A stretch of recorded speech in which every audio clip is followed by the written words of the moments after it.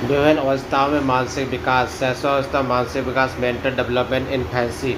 जन्म के समय शिशु का मस्तिष्क पूर्णतया अविकसित होता है और अपने वातावरण को नहीं जानता। जैसे जैसे उसका मस्तिष्क विकसित होता है उसे अपने वातावरण के बारे में अधिक से अधिक ज्ञान प्राप्त होता जाता है।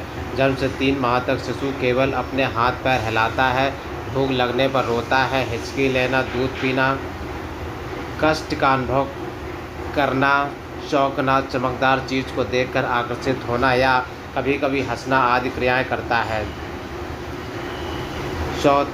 चौथे से 6 मास तक शिशु सब व्यंजनों की ध्वनियाँ करता है।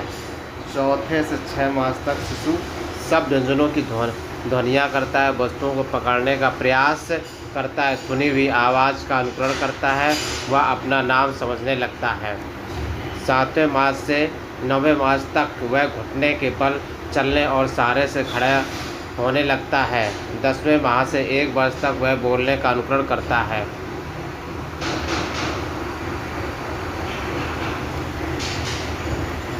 दूसरे वर्ष से शब्द का वाक्य बोलने लगता है। तीसरे वर्ष में पूछे जाने पर अपना नाम बताने लगता है, कविता या कहानी भी छोटी छोटी सुनाता है, अपने शरीर के अंग पहचानने लगता है। चौथे वर्ष तक वह 4-5 तक गिनती लिखना व अच्छा लिखना जानने लगता है। 5वें वर्ष में शिशु हल्की और भारी वस्तु में अंतर करने लगता है, वह विभिन्न रंग पहचानने लगता है, वह अपना नाम लिखने लगता है। इस प्रकार शैशवावस्था में मानसिक विकास शीघ्रता से होता है। तर्क और निर्णय करने की क्षमता अधिक विकसित नहीं होती है। जन्म से शिशु की स्मरण शक्ति बहुत कम होती है। ज्ञानेंद्रियों के विकास के साथ संवेदन क्रिया आरंभ हो जाती है। इस अवस्था में बच्चे कल्पना जगत में रहते हैं। वे अधिकतर अनुभव, निरीक्षण व अनुकरण द्वारा सीखते हैं। वह छोटी छोटी समस्याओं का समाधान करने लगता है।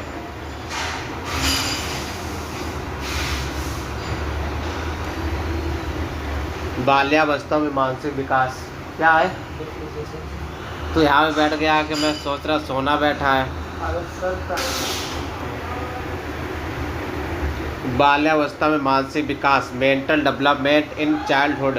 बालक की शारीरिक आयु के साथ साथ मानसिक विकास भी होने लगता है। बच्चे स्कूल जाने लगते हैं, इसलिए उन्हें मानसिक विकास के अधिक अवसर मिलते हैं। इस अवस्था में बालक के समझने, स्मरण करने, विचार करने, स्मरण करने, समस्या समाधान करने, तर्क, चिंतन व निर्णय लेने आदि की क्षमता का विकास समुचित मात्रा में हो जाता है। वह छोटी छोटी घटनाओं का वर्णन करने लगता है। बच्चों में विभिन्न प्रकार की वस्तुओं का संचय करने की क्षमता विकसित होती है। वह रचनात्मक कार्यों में रुचि लेने लगता है, जैसे उसे लकड़ी, कागज़, मिट्टी की वस्तुओं को बनाने में आनंद मिलता है। बच्चे समूह में रहना, कार्य करना पसंद करते हैं। साथ ही अनुकरण, सहानुभूति व सहयोग आदि की सामान्य प्रवृत्तियों का विकास भी इस अवस्था में हो जाता है। बच्चे पढ़ने, लिखने व सीखने में अधिक रुचि लेते हैं। खेल उनकी दिनचर्या का प्रमुख अंग बन जाता है। वह पहेली बुझाने व समस्यात्मक खेलों में रुचि लेने लगते हैं। बच्चे पर्यावरण की वास्तविकताओं को समझने लगते हैं और उनमें आत्मविश्वास विकसित हो जाता है।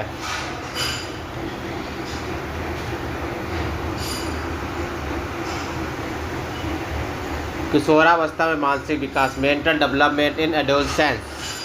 Mental development in adolescence. किशोरावस्था में मानसिक विकास अपनी उच्चतम सीमाओं को छू लेता है। किशोर किशोरी की स्मरण शक्ति में स्थायित्व आने लगता है। उनकी कल्पना, चिंतन, तर्क, विश्लेषण, संश्लेषण, अमूर्त चिंतन, समस्या समाधान जैसी उच्च मानसिक शक्तियों का पूर्ण विकास हो जाता है, लेकिन वह उसका उपयोग प्रौढ़ों की तरह करने में समर्थ नहीं होते हैं। इस अवस्था में कल्पना की बहुलता होती है।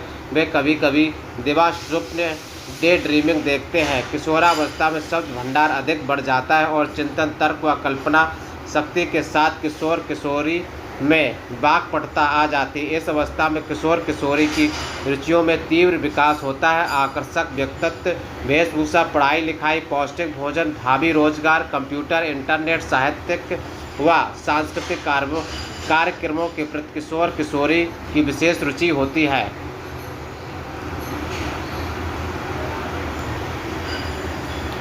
इस अवस्था में बच्चा बाल्यावस्था से किशोरावस्था की ओर अग्रसित होता है, इसलिए किशोर किशोरी को नए ढंग से समायोजन करना पड़ता है। बुद्धि, इंटेलिजेंस बालक बालिकाओं के मानसिक योग्यताओं का पता लगाने के लिए हम उनकी बुद्धि का पता लगाते हैं। हम अक्सर यह कहते हैं कि अमुक व्यक्ति बहुत बुद्धिमान है व दूसरा व्यक्ति कम बुद्धिमान। सामान्यतः सीखने, तर्क करने, चिंतन करने, कल्पना करने व अमूर्त चिंतन करने की योग्यता कहलाती है, योग्यता बुद्धि कहलाती है। विभिन्न मनोवैज्ञानिकों ने बुद्धि की परिभाषाएं दी हैं। वुडवर्थ, बुद्धि कार्य करने की विधि। वुडवर्थ ने बुद्धि कार्य करने की विधि। टर्मन, बुद्धि अमूर्त विचारों के बारे में सोचने की योग्यता। वुडवर्थ ने कहा बुद्धि कार्य करने की विधि। वुडवर्थ ने बुद्धि क्या है, कार्य करने की विधि है। टर्मन ने कहा बुद्धि अमूर्त विचारों के बारे में सोचने की योग्यता है।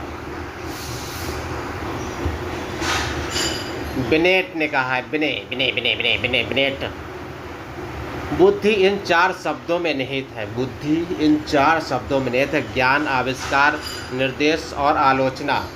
रायबर्न, बुद्धि वह शक्ति है जो हमको समस्याओं का समाधान करने और उद्देश्यों को प्राप्त करने की क्षमता देती है। मोटे तौर पर बुद्धि में निम्नलिखित प्रकार की योग्यता आती है: सीखने की योग्यता, अमूर्त चिंतन करने की योग्यता, समस्या का समाधान करने की योग्यता, अनुभव से लाभ उठाने की योग्यता, संबंधों को समझने की योग्यता, अपने वातावरण से सामंजस्य करने की योग्यता। लब्धि क्या होता है भाई? चलो लब्धि के बारे में देखता हूँ। बुद्धि लब्धि, IQ। विभिन्न मानसिक योग्यता परीक्षणों के माध्यम से हम व्यक्ति की मानसिक आयु का पता लगा लेते हैं। जैसे यदि कोई 8 वर्ष का बालक 10 वर्ष की आयु के लिए निर्मित मानसिक योग्यता परीक्षण कर लेता तो उसकी वास्तविक आयु 8 वर्ष व मानसिक आयु 10 वर्ष मानी जाएगी। बालक की बुद्धि लब्धि निकालने के लिए हम निम्न सूत्र का प्रयोग करते। बुद्धि लब्धि IQ बराबर मानसिक आयु और वास्तविक आयु इंटू 100। ये फार्मूला याद रखना भाई साहब। बुद्धि लब्धि और मानसिक आयु अपॉन वास्तविक आयु इंटू 100 होता है। उदाहरण के लिए मानसिक आयु 10 वर्ष और वास्तविक आयु 8 वर्ष है। मानसिक आयु कितनी है? 10 वर्ष। वास्तविक आयु रियल एज है 8 वर्ष। व बुद्धि लब्धि 125, 10/8 है, 125 होगी। बुद्धि लब्धि से व्यक्ति बुद्धि का पता लगाने के लिए टर्मन नामक मनोवैज्ञानिक ने वर्गीकरण किया। देखो भाई क्या वर्गीकरण कर रहा है। बुद्धि लब्धि, बुद्धि के प्रकार 140 या उससे अधिक। अगर आप बहुत प्रभावशाली जीनियस है 120 से 140 है। वेरी सुपीरियर, अति श्रेष्ठ 110 से 120 तक है। सुपीरियर है 90 से 110 है। सामान्य 80 से 90 है। डल बुद्धि, डल माइंड है, डल छीड़ मंद बुद्धि। 70 से 80 फीबल माइंड, 70 से कम निश्चित छीड़ बुद्धि। 50 से 70 अल्प बुद्धि मोरोन्स। 20 या 25 से 50 तक है मूर्ख बुद्धि। इम्बिसाइल 20 से 25 से कम महामूर्ख, इडियट।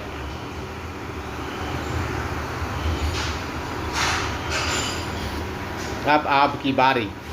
गतिविधि प्रशिक्षुओं से पूछे कि यदि किसी बच्चे की मानसिक आयु 16 वर्ष है, वास्तविक आयु 10 वर्ष है, तो उसकी बुद्धि लब्धि क्या होगी? वह किस बुद्धि स्तर का बालक कहलाएगा? 160 आएगा।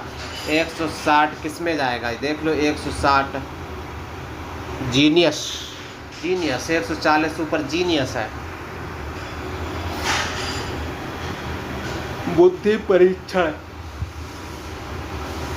Intelligence test. किसी व्यक्ति की बुद्धि का पता लगाने के लिए विभिन्न प्रकार के बुद्धि परीक्षणों का निर्माण किया जाता है। विभिन्न मनोवैज्ञानिकों ने समय समय पर विभिन्न बुद्धि परीक्षण बनाए हैं। इनको मुख्य रूप से 2 वर्गों में विभाजित किया जाता है: वैयक्तिक बुद्धि परीक्षण, सामूहिक बुद्धि परीक्षण। वैयक्तिक बुद्धि परीक्षण इंडिविजुअल इंटेलिजेंस टेस्ट परीक्षण एक समय में एक ही व्यक्ति पर किया जा सकता है। इसका आरंभ बिने ने किया था। सामूहिक बुद्धि परीक्षण, ग्रुप इंटेलिजेंस टेस्ट, यह परीक्षा एक समय में अनेक व्यक्तियों की ली जाती। इसका प्रारंभ प्रथम विश्व युद्ध के समय अमेरिका में हुआ। कारण यह था कि सरकार मनुष्यों की मानसिक योग्यताओं के अनुसार उनको सेना में सैनिक अफसरों व कर्मचारियों के अन्य पदों पर नियुक्त करना चाहती है।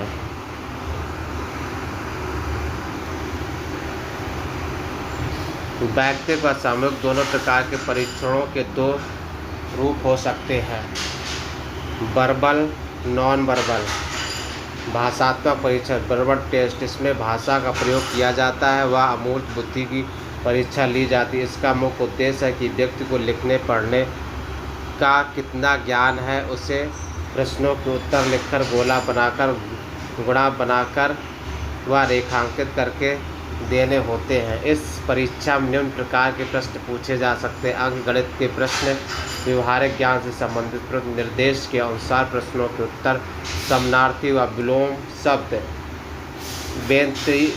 बेतरतीब शब्दों का तरतीब लिखना। ये क्या है? बेतरतीब शब्दों को तरतीब में लिखना। नॉन वर्बल क्रियात्मक परीक्षण, नॉन वर्बल व परफॉर्मेंस टेस्ट। इन परीक्षणों का उपयोग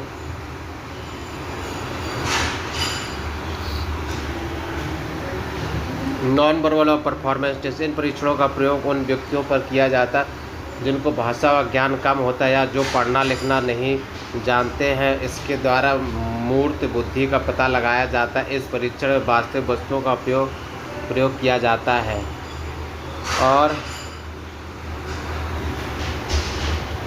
परीक्षार्थियों को समस्यापूर्ण कार्य करने को दिए जाते हैं। चित्र के बिखरे हुए टुकड़ों को क्रम से लगाकर चित्र पूरा करना, किसी दिए हुए चित्र में असंभव बात को बताना, त्रिकोणी, चौकोर व गोल वस्तुओं को रखकर आकृति को पूरा करना, भूल भुलैयों से होकर बाहर जाने का मार्ग बताना आदि।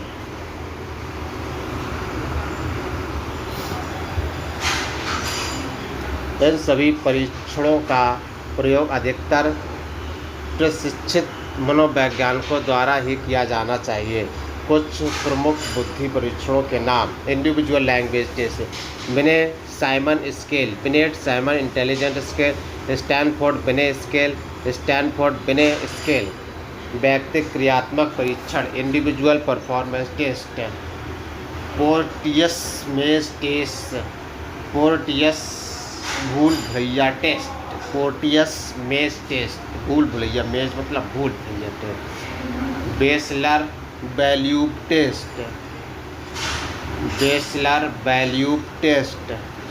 सामूहिक भाषात्मक परीक्षण, group language, individual language test, सेना सामान्य वर्गीकरण test, army general classification test. सामूहिक क्रियात्मक परीक्षण, group performance test, army beta test, army beta test, army beta test, army beta test. Chicago क्रियात्मक test, Chicago non verbal test.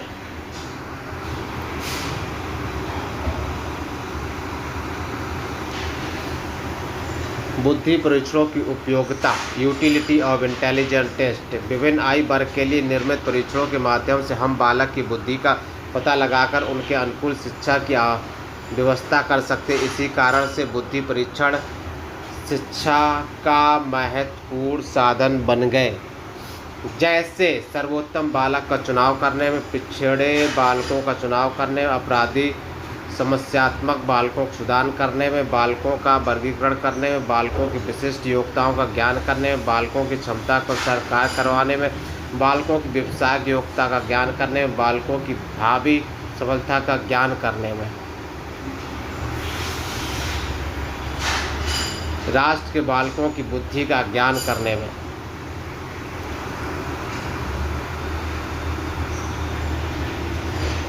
Doctor madam के पास बोल गया। जन्म के 3 माह तक शिशु केवल अपने हाथ पैर चलाता है। 10वें माह से 1 वर्ष तक वह बोलने का अनुकरण करता है। 5वें वर्ष में शिशु हल्की व भारी वस्तुओं में अंतर करने लगता है। बाल्यावस्था में जिज्ञासु प्रवृत्ति बढ़ती है। बाल्यावस्था में खेल उनकी दिनचर्या का अंग बन जाते हैं। किशोरावस्था में बच्चा बाल्यावस्था से किशोरावस्था की ओर बढ़ता है। किशोरावस्था जीवन का कठिन काल है, क्योंकि ना तो वह बच्चा होता ना वयस्क। किशोरावस्था में बुद्धि का अधिकतम विकास हो जाता है। बुद्धि परीक्षणों की हमारे जीवन में बहुत उपयोगिता है।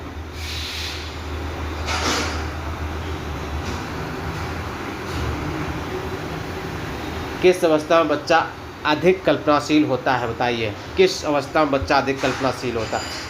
किस अवस्था में बालक समूह में रहना अधिक पसंद करता है? किस अवस्था को जटिल अवस्था कहा जाता है? किस अवस्था को जटिल अवस्था कहा जाता है?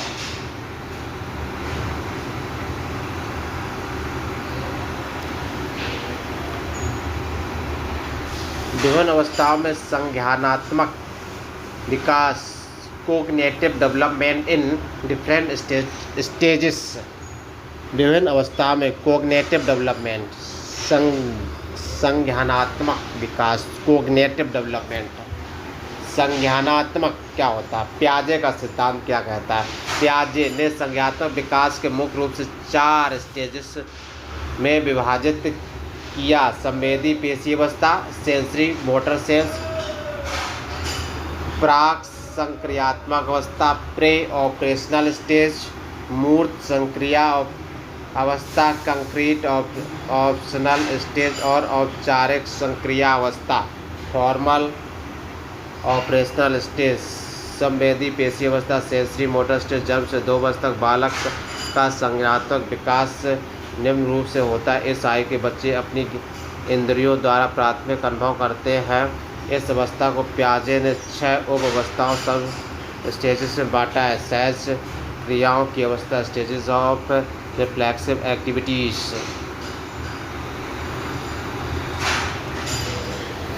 यह अवस्था जन्म से 30 दिन तक होती है।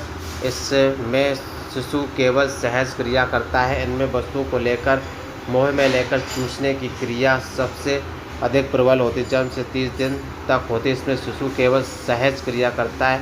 इनमें वस्तु को लेकर, मुँह में लेकर चूसने की क्रिया सबसे अधिक प्रबल है। 30 दिन तक, जन्म से 30 दिन तक, समझ में आया? 1 महीने।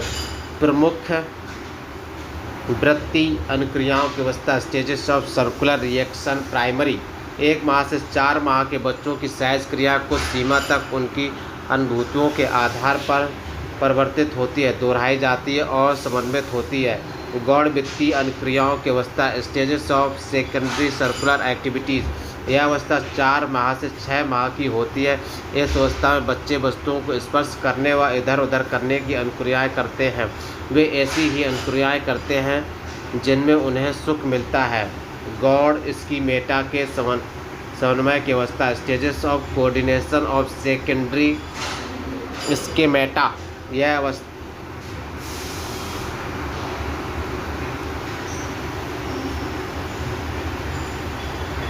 गौण स्कीमेटा के समन्वय की अवस्था, stages of coordination of secondary schemata. यह अवस्था 8 से 12 माह तक की अवस्था है। 8 से 12 माह तक स्कीमेटा। इस अवस्था के शिशु उद्देश्य, गोल और उसको प्राप्त करने के साधन मीन्स के अंतर करने लगते हैं। वह बड़ों का अनुकरण करने लगते हैं। समझे?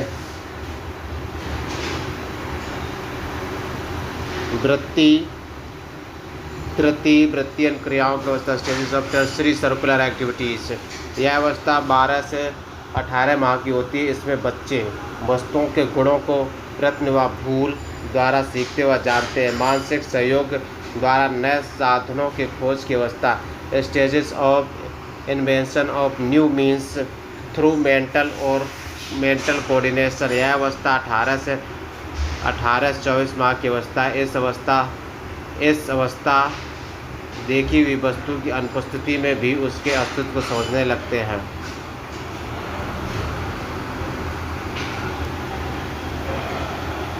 प्रासंक्रियात्मक अवस्था, प्रो ऑपरेशनल स्टेज। पियाजे ने संज्ञानात्मक विकास की दृष्टि से 2 से 7 वर्ष की अवस्था इन्होंने 2 उप अवस्थाओं में बांटा है। प्राक संक्रियात्मक अवधि,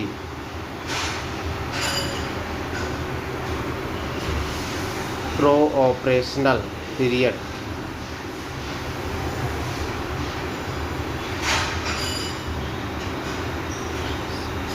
ऑपरेशनल। यह अवधि 2 से 4 वर्ष की होती है। इस अवस्था में बच्चे अपने इधर उधर की वस्तुओं, प्राणियों व शब्दों में संबंध स्थापित करने लगते हैं। ये सब अनुकरण व खेल द्वारा होता है। पियाजे के अनुसार 4 वर्ष की अवस्था के बच्चे सभी निर्जीव वस्तुओं को सजीव के रूप में लेते हैं। दूसरे बच्चे अपने विचारों को सही मानते हैं और ऐसा समझते हैं कि दुनिया उनके इर्द गिर्द ही है। अंतर्देशीय अवस्था इंट्यूटिव पीरियड। यह अवस्था 4 से 7 वर्ष तक चलती है। यह अवस्था 4 से 7 वर्ष तक चलती है। इस अवस्था में बालक भाषा सीखने लगता है, चिंतन व तर्क करने लगता है, परंतु उनके तर्क चिंतन में कोई क्रमबद्धता नहीं होती है। 6 वर्ष की आयु पूरी करते करते बालकों में मूर्त कृत्यों के साथ अमूर्त कृत्यों का निर्माण होने लगता है। मूर्त संक्रिया की अवस्था स्टेजेस ऑफ कंक्रीट ऑपरेशनल। पियाजे ने 7 से 11 वर्ष की आयु को मूर्त संक्रिया की अवस्था कहा। इस अवस्था में बच्चे अधिक व्यवहारिक व यथार्थवादी होती है। बच्चों में तर्क व समस्या समाधान की क्षमता का विकास होने लगता है। मूर्त समस्याओं का समाधान बच्चे ढूंढने लगते हैं, परंतु अमूर्त समस्याओं को नहीं समझ पाते हैं। बच्चे वस्तुओं को उनके गुणों के आधार पर क्रमबद्ध व वर्गीकृत करने लगते हैं। इस अवस्था में बच्चों के चिंतन में क्रमबद्धता नहीं होती है। औपचारिक संक्रिया की अवस्था स्टेजेस ऑफ फॉर्मल ऑपरेशन। यह अवस्था 12 वर्ष की आयु से वयस्क होने की अवस्था है। इस अवस्था में 12 वर्ष तक होते होते बालक का मस्तिष्क परिपक्व होने लगता है।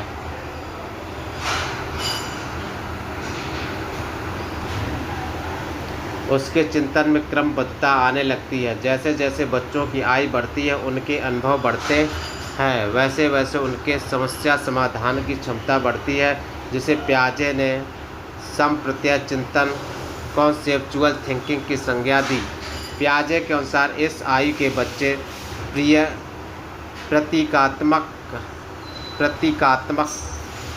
प्रतीकात्मक शब्दों सिंबॉलिक वर्ड्स रूपों व उपमानों का आशय समझने लगते व अमूर्त प्रत्ययों का भी निर्माण करते हैं।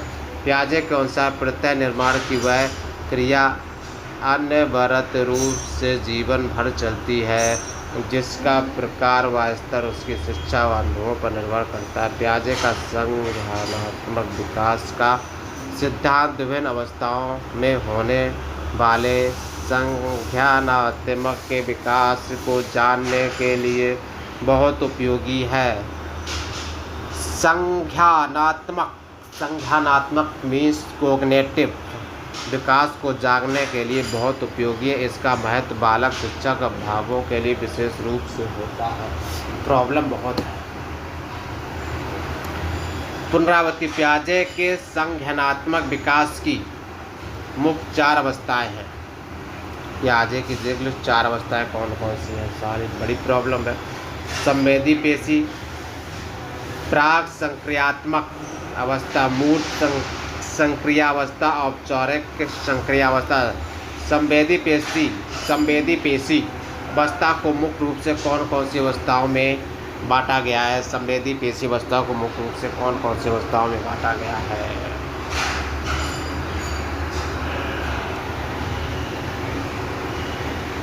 7 से 11 वर्ष की अवस्था किस नाम से पुकारते हैं? 7 से 11 वर्ष की अवस्था किस नाम से पुकारते हैं, बताइए भाई। 7 से 11 वर्ष की अवस्था किस नाम से पुकारते हैं? विभिन्न अवस्थाओं में संवेगात्मक विकास, emotional development in different stages. संज्ञानात्मक विकास मानव शरीर के विकास और उन्नति के लिए आवश्यक है। यह विकास मानव जीवन को बहुत प्रभावित करता है। उसी से उसके व्यक्तित्व निर्माण में सहायता मिलती है। जब व्यक्ति अपने संवेगों जैसे भय, क्रोध, प्रेम आदि का सही प्रकाशन करना सीख लेता है तो उसे संवेगात्मक विकास कहते हैं।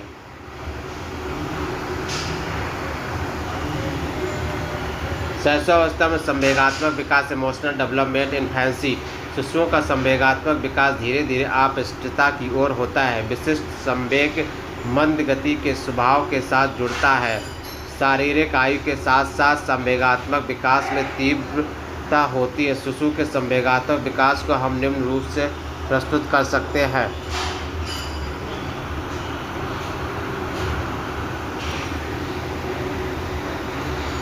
जन्म के समय उत्तेजना काई महा संवेग श्वेग प्रकार। जन्म के समय उत्तेजना 1 माह पीड़ा आनंद, 3 माह क्रोध, 4 माह परेशानी, 5 माह भय, 10 माह प्रेम, 15 माह ईर्ष्या, 24 माह खुशी प्रसन्नता। शैशवावस्था में मुख्यतः भय, क्रोध और प्रेम आदि 3 ही संवेगों का विकास होता है। शिशु थोड़ी थोड़ी देर में अपने संवेगों को बदलते रहते हैं। वो कभी रोता है, कभी हंसता है और कभी कभी दोनों का प्रकटीकरण साथ साथ ही करने लगता है।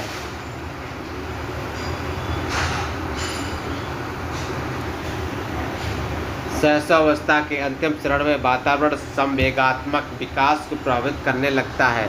बाल्यावस्था में संवेगात्मक विकास इमोशनल डेवलपमेंट इन चाइल्डहुड। इस अवस्था में संवेगों में स्थायित्व आना प्रारंभ हो जाता है। बालक संवेग व समाज के नियमों में समायोजन करने लगता है। वह प्रतिक्रिया के प्रति प्रेम, ईर्ष्या, घृणा व प्रतिस्पर्धा की भावना प्रकट करने लगता है। समझ रही हो?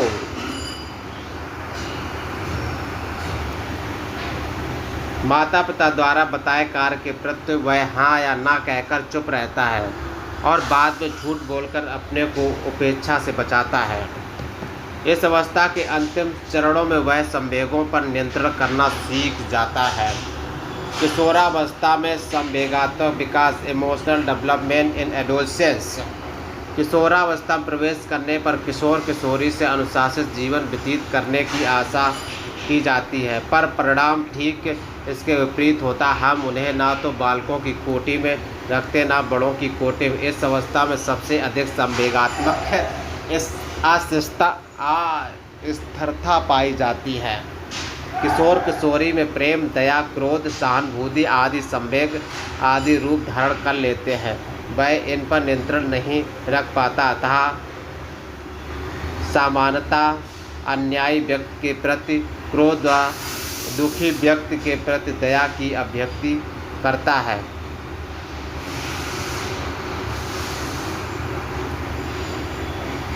किशोर किशोरी की शारीरिक शक्ति के उनके संवेगों पर छाप होती है। जैसे सबल व स्वस्थ किशोर में संवेगात्मक स्थिरता व निर्बल अस्वस्थ किशोर में संवेगात्मक अस्थिरता पाई जाती है।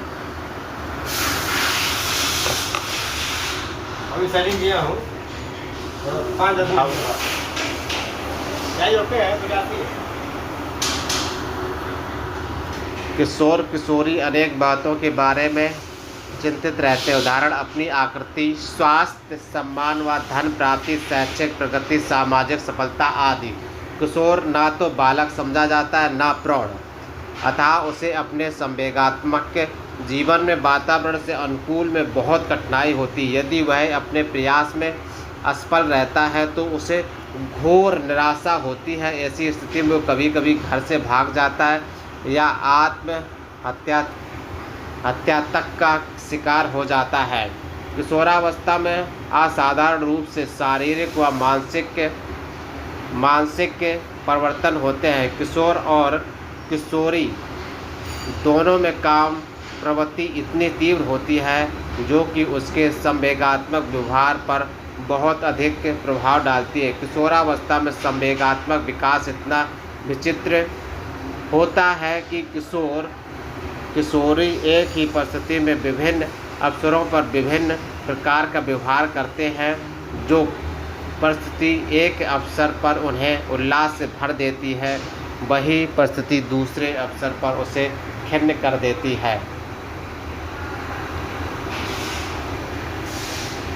जन्म के बाद बच्चों की अभिव्यक्ति स्पष्ट नहीं होती। जन्म के बाद बच्चों की अभिव्यक्ति स्पष्ट नहीं होती है, परंतु धीरे धीरे समय बढ़ने पर स्पष्ट होने लगती है। संवेग के मुख्य 3 प्रकार क्रोध, भय, प्रेम। संवेगात्मक विकास के लिए विद्यालय का वातावरण किस प्रकार का होना चाहिए? विद्यालय का वातावरण